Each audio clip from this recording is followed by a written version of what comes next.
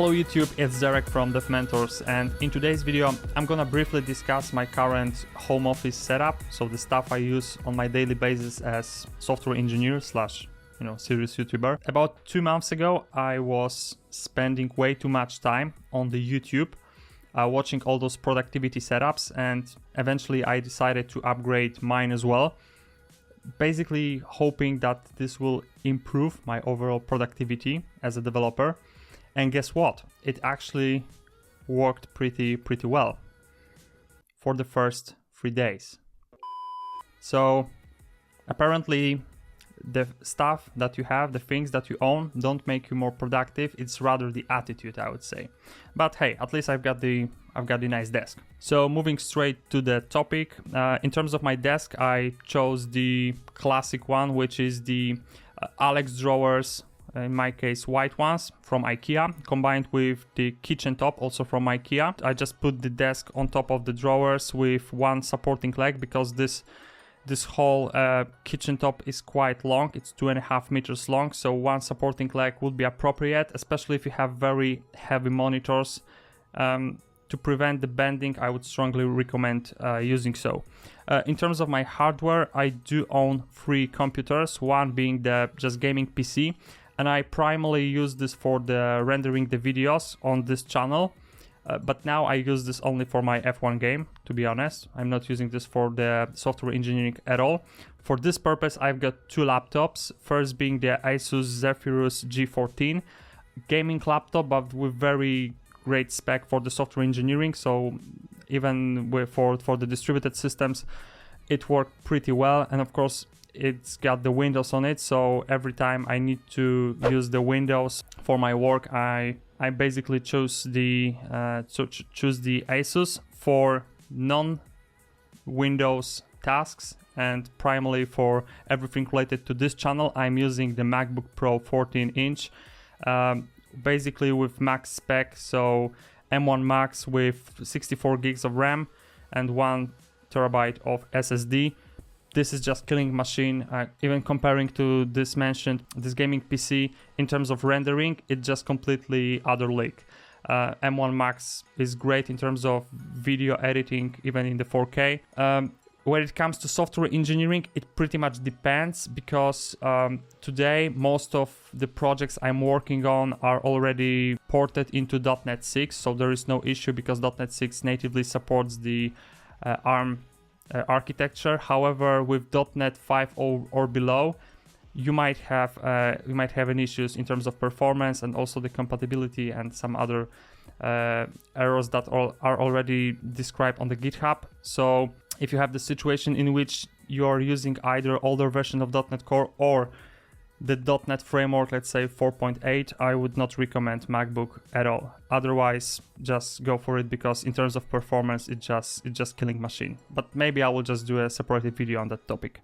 When it comes to monitors, if you watched my Clean Architecture / CQRS mini course, you could see that I used to have 2 of them. So my primary monitor was Samsung Odyssey G9. And the supporting monitor was Xiaomi Mi Curved Gaming, which now actually, as you can see, is my main monitor. And the reason for that is very simple. The IKEA kitchen top, although it's very long, it's not that good in terms of depth because it's only 63.5 centimeters. My previous desk was 80 centimeters. And for the Odyssey G9, it's, I would say, not enough in terms of the space, especially if you have the standard stand and you're not using the VESA mount. I would say it's just too big for this desk. So I decided to get rid of the Samsung in terms of my software engineering. I'm using this only for F1 game now, and the Xiaomi with the dedicated VESA desk mount is my only monitor I'm using. But honestly, after a few days I got used to it. And of course you might ask whether I do regret purchasing the Samsung if I'm using this only for the gaming, and the answer is actually no, because this monitor is actually wide enough to present both cars' mirrors. So I, as a serious driver, don't need to bind the back view into my F1 wheel. I can just focus on driving and see all my opponents in the mirrors. So yeah, spending $1,500 on the monitor just to see the mirrors. Totally worth it. In terms of mouses, so now I do own two mouses, first being MX Master 3, classic one, and I must say when it comes to mouse and the keyboard, I don't pay that much attention on the features. I primarily use this for clicking and for moving the pointer on my monitor, and that's pretty much it.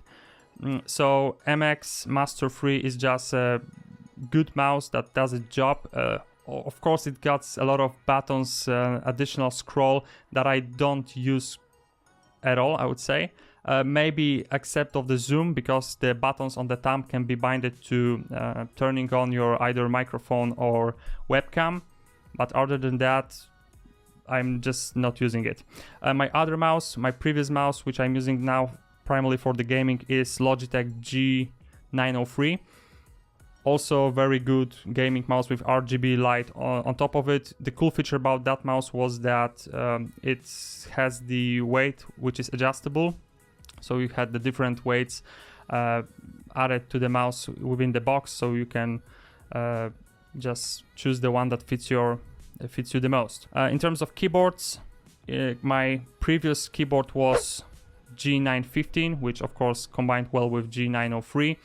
But it's, once again, this is like more gaming keyboard with brown switches, which were quite, I would say, quiet, especially that this is the mechanical keyboard.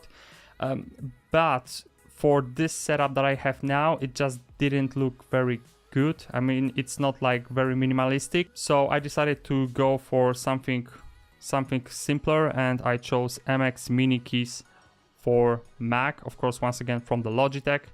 By the way, this is not sponsored by Logitech. It's just the coincidence, and they do pretty good job in terms of design. So this is why I chose this stuff. The good thing about this keyboard is that it looks quite similar, I would say, to Apple's keyboard, and it's like half price of it. It's slightly elevated, so the overall comfort of typing is very cool at least for me as a software engineer, is very cool.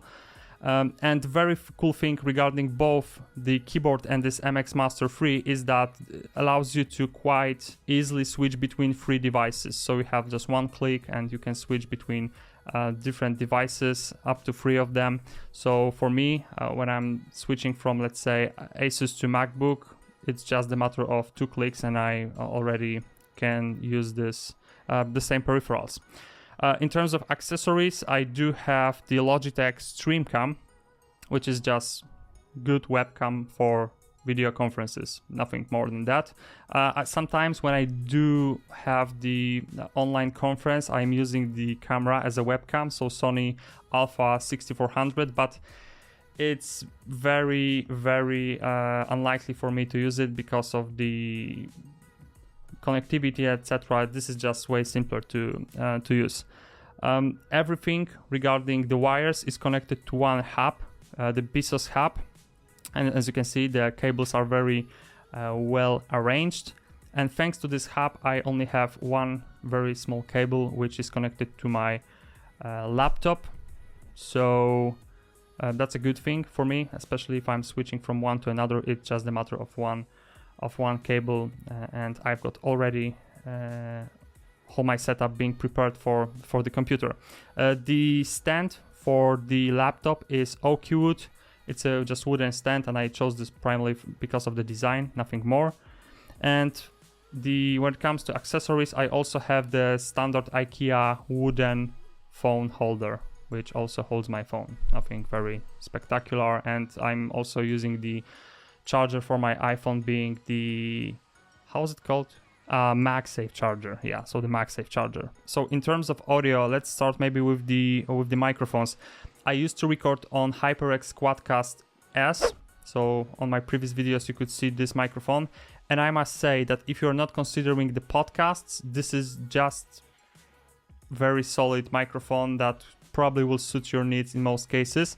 The only disadvantage I would personally say is that even though it has the built-in pop-up filter, sometimes, and you could hear this, let's say on my mini course, sometimes when I was too close to the microphone, you could quite clearly see me breathing, which doesn't sound very good. So I would consider this maybe with additional pop-up filter, even though it has the built-in one.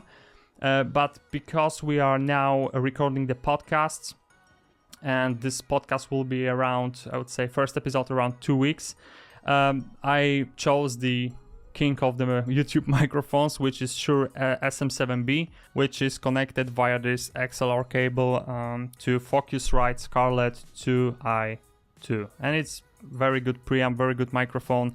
I'm really satisfied with the overall quality of the sound. I know that I'm not a professional, I'm an amateur on the YouTube, but the way it sounds is just very good. I'm also using some mic booster, but it doesn't really matter which will you choose, probably. I'm just pick some random booster which gives me this 20 decibels, and that's pretty much it. In terms of speaker, I'm using a JBL Portable speaker, which is cool because of two things. First, it's portable, as the name says, obvious. So I can just grab it and maybe carry around on my flat, let's say when I'm doing something in the kitchen. And the other thing is that it supports the Google Assistant. Not very useful for me now because I switched to iPhone. But if you're the Android user, this is a very, very useful feature. And the design itself, it just looks minimalistic, fits the overall design of the office, so it's cool. However, most of the time I'm listening to music podcasts on my headphones, and the headphones are Sony WH-1000MX3, a great name for the headphones. Why? Because they've got the noise cancelling, which is just a killing feature, especially when I was, before the pandemic, I was using this on my open space, and actually it's just game changer in terms of being focused, because the noises are basically not disturbing you. In terms of lights, I'm using Philips Hue lamps. Two of them are actually stick into back of my monitor, and I also do have the light strip on the back of my desk. The price is pretty high, but I would say that the ease of use, where in terms of smartphone app and some few useless features like sound sync, yeah, it's pretty good. Definitely add some more flavor into my YouTube videos, and especially for the YouTube, I also did purchase the IKEA lamp, which just looks nice. So that's her only purpose. Last but not least, the wall decorations. A few people actually asked me about those. So basically I have the acoustic panels, and I must say that I'm pretty surprised how well it works, because it removed at least partially the reverb from the room. But because I already have the dark walls, I wanted to add some more contrast, and I added the wooden panels, and those are not the acoustic wooden panels. Actually, I got them from my balcony. I just got 8 left, and I decided to use them. And to me, it looks pretty good. Besides the panels, I also have few posters, and the posters are all about the F1 tracks. So I've got the Silverstone, Spa from the Belgium, and the Monza from Italy, because I'm, as you know, a F1 fan. And behind me you can see also the shelf, which is rather the decoration rather than the practicals, but I put there some stuff related to YouTube just to pretend that I'm serious YouTuber and the artist. And the most useful thing in there is actually my MVP award, which I'm really proud of. Thank you, Microsoft. So this is it when it comes to home office tour, at least for 2022. Probably within the year, a few things will change and I will need to re-record this. But I must say I'm very satisfied with the way it looks. As I mentioned, it didn't increase my productivity that much, but this is the topic for another video. And what can I say? If you haven't subscribed our channel yet, I would strongly encourage you to do so. And you can check our Instagram and Discord community. We've got quite a great community with lots of discussions regarding software development and some other stuff, so you can go check it. And till the next time, probably with more software development on our channel, not the monitors and the computers. See ya!